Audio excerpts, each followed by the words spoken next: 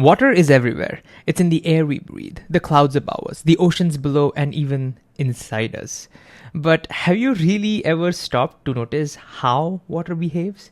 I mean, how exactly do those droplets form everywhere, even on the spider's web? Or check this out, how can these tiny insects walk on water? This is all due to a phenomena called cohesion, water's ability to stick to itself like magnets. But wait, water can also stick to other things, like glass. That's called adhesion. You've probably seen it when water moves up a paper towel or through tiny tubes, and it's partly the reason why trees can pull water all the way from their roots to their tallest leaves.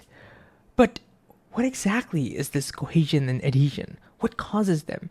And how do they cause so many beautiful phenomena?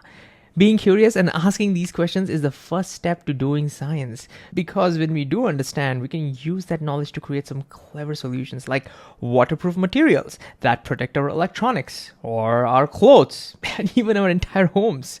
We can also create life-saving technologies like microfluids used in medicines where water's properties help deliver drugs in precise ways.